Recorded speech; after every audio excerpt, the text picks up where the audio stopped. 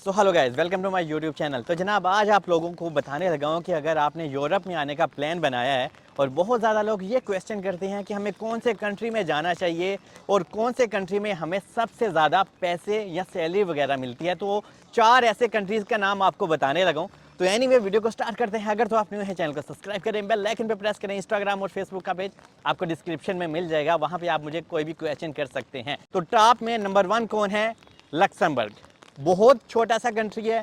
Luxembourg वो country है जनाब जो अपना बॉर्डर जर्मन के साथ शेयर करता है, फ्रांस के साथ शेयर करता है और स्विट्ज़रलैंड के साथ भी थोड़ा सा हिस्सा अपना शेयर करता है। ठीक है, तो जनाब लक्समबर्ग इतना छोटा सा कंट्री है, लेकिन वहाँ पे सैलरीज कितनी है ये यूरोज़ में मैं आपको अभी बताता हूँ कि अगर आप वहाँ पे काम करते हैं और वहाँ पे काम करने के लिए आपको काफ़ी जगहों पे बहुत ज़्यादा अपॉर्चुनिटीज़ मिल जाती हैं। आप बच्चा शॉप में कर सकते हो, आप रेस्टोरेंट की फील्ड में कर सकते हो और बहुत सारी ऐसी जगह हैं जहाँ पे आप काम वगैरह तलाश कर सकते हो। लक्समबर्ग में आप केयर जॉब के लिए भी अप्लाई करते हो, क्योंकि लक्समबर्ग को हमेशा बंदों की ज़रूरत होती है, जैसे कि ओल्ड हाउसेस में चाहिए होती हैं डॉक्टर, नर्स। तो हर यूरोप के हर एक कंट्री को चाहिए, लेकिन लक्समबर्ग का एक अलग ही स्टैंडर्ड है।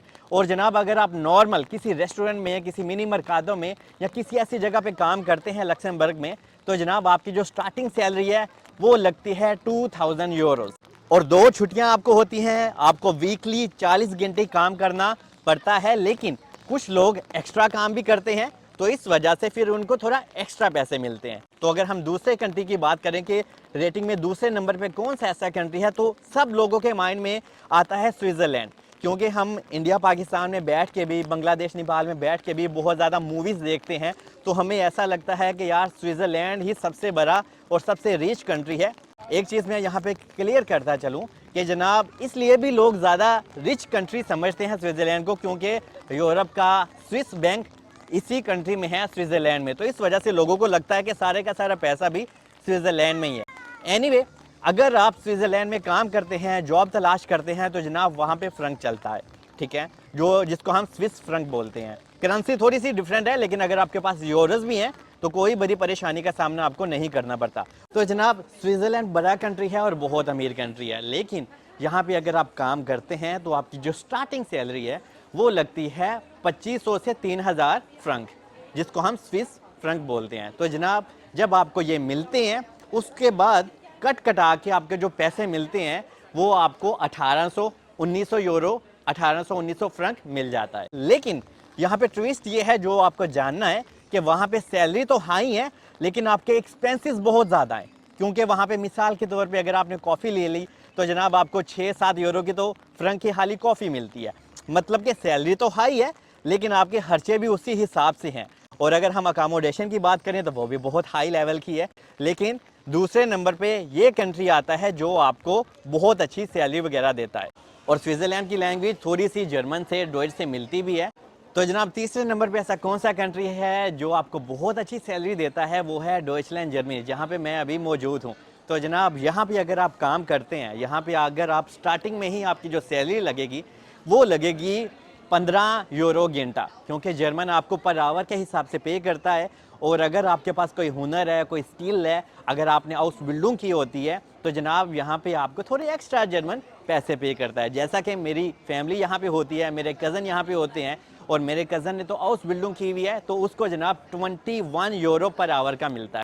क्योंकि मेरे कज़न ने रेस्टोरेंट की फील्ड में ही अपनी हाउस बिल्डिंग वगैरह की हुई है, तो इस वजह से उसके पास सर्टिफिकेट भी हैं जर्मन के और उसकी सैलरी बहुत अच्छी है। और जो मेरे कज़न को सैलरी मिलती है वो 4300 यूरोज़ मिलती है। ठीक है, लेकिन उसको इसमें टैक्स भी पे करना होता है, तो टैक्स कट कटा के उसको जो सैलरी मिलती है वो 2900 यूरो, 2900 यूरोज़ उसको रिसीव होती है।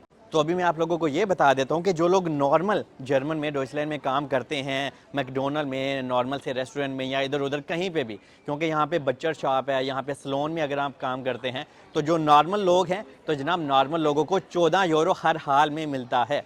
14 यूरो अगर आपका ओनर आपको नहीं देता तो जनाब वो समझो आपके ऊपर जुल्म कर रहा है। और 2024 में जर्मन ने अपनी सैलरी थोड़ी सी और हाई कर दी है, तो आपको 15 यूरो आराम से, 14 यूरो आराम से मिल जाता है। तो समझ लो कि अगर आपने रेस्टोरेंट में काम कर रहे हो, आप 8 घंटे डेली काम कर रहे हो, 2 दिन आपकी छुट्टी है, तो जनाब आपकी सैलरी आप खुद ही कैलकुलेट कर सकते हैं और आपका टैक्स जाता है, और ये बहुत अच्छी बात है। और जर्मन में आप सबको पता है कि जैसे यूरोस चलते हैं, और जर्मन एक बहुत अच्छा कंट्री है, यहाँ पे डॉइच चलती है। और wenn du sprichst sehr gut Deutsch, du kannst finden einfach Arbeit wo du willst। ये मैंने जर्मन में थोड़ा सा बोल दिया क्योंकि मेरी जर्मन काफ़ी अच्छी है।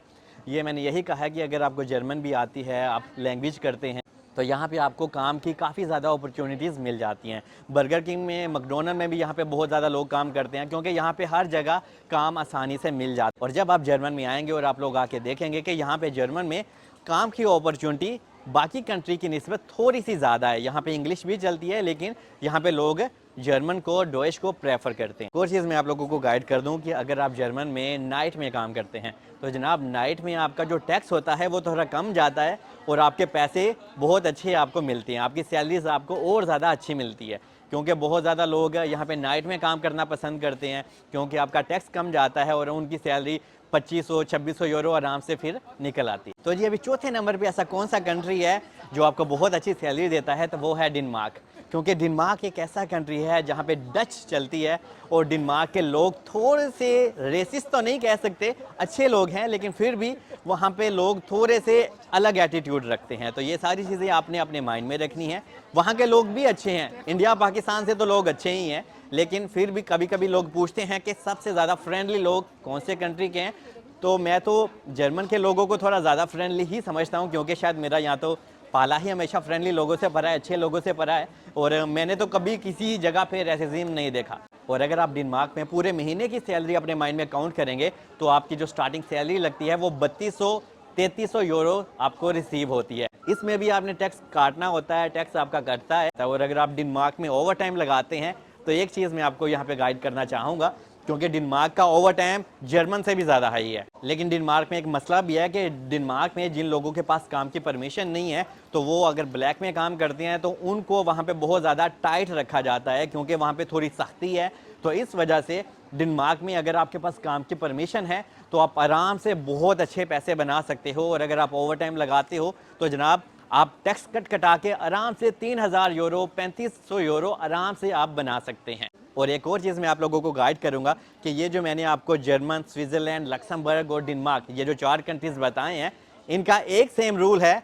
वो क्या है कि अगर आप यहाँ पे पूरा साल काम करते हैं, तो यहाँ पे जनाब दिसंबर में आपको एक सैलरी एक्स्ट्रा मिलती है 75%। ठीक है, जर्मन में 75% मिलती है, जो कि स्विट्ज़रलैंड में आपको 65% मिलती है, और डेनमार्क का भी सेम है, और लक्समबर्ग का भी सेम है। और ये जो एक्स्ट्रा सैलरी वाला रूल्स है, ये तकरीबन पूरे यूरोप में भी है, इवन पुर्तगाल में भी है। लेकिन अभी हम बात उनकी नहीं कर रहे, जो बड़े बड़े कंट्रीज़ हैं, हम सिर्फ उन्हीं की बात कर रहे हैं। तो जनाब ये 4 कंट्री थे जो आप लोगों के साथ मैंने आज शेयर किए, क्योंकि बहुत ज़्यादा लोग क्वेश्चन करते हैं। यहाँ पर अगर आप काम करते हैं, तो आप बहुत अच्छे पैसे कमा सकते हैं, अपनी फैमिली को सपोर्ट कर सकते हैं। और जो लोग आपको ये कहते हैं कि ना भाई आप यूरोप में ना जाना, यहाँ पे भूख पड़ी है, तो समझ लें कि वो इंसान आपका दुश्मन है।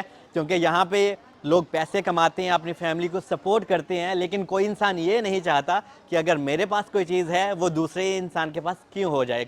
लोग थोड़ा सा जेलस फील करते हैं एक दूसरे से, और ये चीज़ एशियन में हमें पाई जाती है। लेकिन फिर भी थोड़ा सा सर्वाइव होता है, और सर्वाइव के साथ साथ आप अपनी फैमिली को सपोर्ट कर सकते हैं, और अपने लिए, अपनी फैमिली का मुस्तकबिल बहुत रोशन बना सकते हैं। आज की वीडियो में इतना ही, मिलते हैं अगली किसी वीडियो में। और आपको बहुत अच्छे से होप कि मैंने गाइड कर दिया, आपके जो क्वेश्चन है मैंने सारा का सारा डिटेल से बता दिया। और अगर आपने किसी भी इन 4 कंट्रीज़ में किसी भी यूरोपियन कंट्री में जाना है, आपको कम से कम एटलीस्ट वहाँ की लैंग्वेज सीखना ज़रूर पड़ती है, क्योंकि कभी कभी आपको लैंग्वेज बैरियर का सामना करना भी पड़ जाता है। एनीवे, आज की वीडियो में इतना ही, मिलते हैं अगली किस वीडियो में। अपना बहुत ध्यान रखें, मुझे ऐसे ही प्यार और सपोर्ट करते रहें। I love you all, keep supporting me.